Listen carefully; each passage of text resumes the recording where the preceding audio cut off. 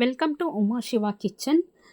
நம்ம இன்றைக்கி பார்க்க போகிற ரெசிபி மீன் தலையெல்லாம் வச்சு ஒரு மீன் குழம்பு தாங்க பார்க்க போகிறோம். நிறைய பேர் மீன் தலை வந்துட்டு அங்கே வெட்டுற இடத்துலையே போட்டு வந்துடுவாங்க. பட் நம்ம இந்த தலையெல்லாம் வச்சு கொஞ்சமாக மீன் இருந்ததுன்னா, ஒரு 5-6 மீன் இருந்ததுன்னா அதோடைய 5-6 மீனோட தலையை மட்டும் வச்சு நீங்கள் குழம்பு வச்சிடலாம். பேலன்ஸ் இருக்கிறத நீங்கள் வறுத்து எடுத்துக்கலாம். வாங்க எப்படி பண்ணலாம்னு சொல்லிட்டு பார்க்கலாம். இன்றைக்கி நான் சங்கரா மீன் தலை தான் எடுத்திருக்கேன். அதுக்கு ஒரு மிக்ஸி ஜார் எடுத்துக்கோங்க. வெங்காயம் உங்களுக்கு எவ்வளோ கிரேவி வேணுமோ அதுக்கேற்ற மாதிரி வெங்காயம் போட்டுக்கோங்க. நான் ஒரு மீடியம் சைஸ் 2 வெங்காயம் எடுத்திருக்கேன். சின்ன வெங்காயம் வேணும்னாக்கா ஒரு 10 to 15 சின்ன வெங்காயம் போட்டுக்கோங்க. நான் பெரிய வெங்காயம் தான் எடுத்திருக்கேன். ஸோ தக்காளி ஒரு மீடியம் சைஸ் 2 தக்காளி எடுத்துக்கோங்க. ஒரு பூண்டு ஒரு 10 பல்லு பூண்டு எடுத்துக்கோங்க. எல்லாமே வதக்காமல் பச்சையாகவே நம்ம ஒரு மிக்ஸி ஜாரில் போட்டு அரைச்சிக்கலாம்.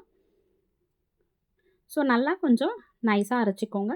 நைஸ் இல்லைனாலும் கொஞ்சம் லைட்டாக ரொம்ப கட்டி கட்டியாக இல்லாத கரெக்டாக போட்டு அரைச்சி எடுத்துக்கோங்க. மிளகாத்தூள் நான் இதுலேயே ஆட் பண்ணிக்கிறேன். ஒரு 3 ஸ்பூன் மிளகாத்தூள் நான் ஆட் பண்ணியிருக்கேன். உங்கள் காரத்துக்கு ஏற்ற மாதிரி நீங்கள் ஆட் பண்ணிக்கோங்க. மஞ்சத்தூளும் இதுலேயே ஆட் பண்ணிக்கிறேன். நீங்கள் காரத்துக்கு ஏற்ற மாதிரி மிளகாத்தூள் எடுத்துக்கோங்க. உப்பு, கல் உப்பு சேர்த்துருக்கேன். ஸோ எல்லாத்தையும் போட்டு நல்லா அரைச்சி எடுத்துக்கோங்க. கொஞ்சம் குறப்பாக அரைச்சி எடுத்துக்கோங்க. ரொம்ப நைஸாக வேண்டாம். ஒரு பாத்திரம் எடுத்துக்கோங்க. அதில் எண்ணெய் எப்போவுமே மீன் குழம்புனாலே நம்மளுக்கு எண்ணெய் ஜாஸ்தி வேணும். ஸோ 4 to 5 ஸ்பூன்ஸ் எண்ணெய் ஊற்றிக்கோங்க. நான் அன்ஃப்ளேவர்டு ஆயில் தான் நான் எடுத்திருக்கேன். உங்களுக்கு என்ன ஆயில் வேணுமோ நீங்கள் எடுத்துக்கலாம்.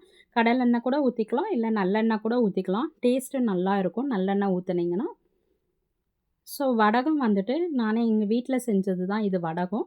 ஸோ வடகம் கொஞ்சமாக போட்டிருக்கேன். உங்கள் வீட்டில் வடகம் இருந்ததுன்னா போடுங்க, இல்லைனாக்கா ஸ்கிப் பண்ணிவிடுங்க. அதுக்கு பதிலாக கடுகு, வெந்தயம் போட்டுக்கோங்க. நான் இந்த வடகத்துலேயே எல்லாமே இருக்கிறதுனால நான் போடலை.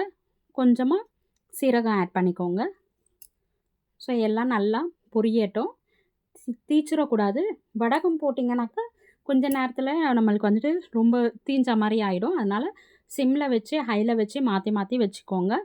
அப்புறம் நம்ம அரைச்சி வச்சுருந்த அந்த விழுது போட்டுக்கலாம். அந்த பேஸ்ட் எடுத்துக்கோங்க. பாருங்கள் எவ்வளோ சூப்பராக கலர்ஃபுல்லாக இருக்குது. ஸோ இந்த மாதிரி பதத்துக்கு அரைச்சி வைக்கோங்க.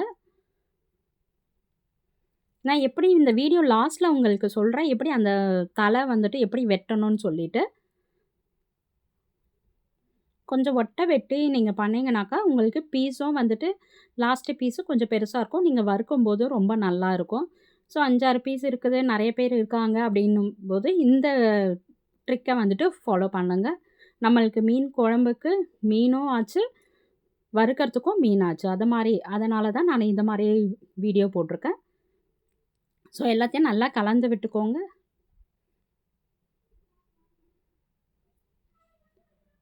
நல்லா கலந்து விட்டுட்டு நல்லா ஆயிலில் ஒரு 5 to 10 மினிட்ஸ் வச்சுருங்க. அடி பிடிச்சிடக்கூடாது.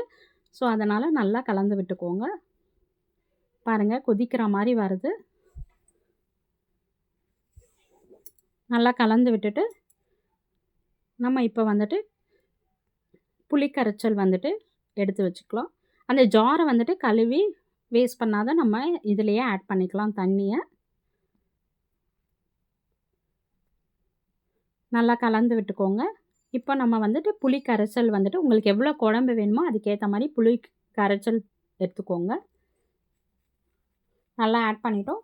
இந்த டைமில் நீங்கள் டேஸ்ட்டு செக் பண்ணிக்கோங்க. உப்பு காரம்லாம் கரெக்டாக இருக்கான்னு செக் பண்ணிக்கோங்க. நல்லா கலந்து விட்டுக்கோங்க. ஸோ நம்மளுக்கு பாருங்கள் இந்த மாதிரி ஒரு கன்சிஸ்டன்சி வந்திருக்கு. ஸோ நல்லா கொதிக்கணும். இப்போ எப்படி தண்ணியாக இருக்குது, நம்ம கொதித்தோடனே எப்படி இருக்குதுன்னு பார்க்கலாம்.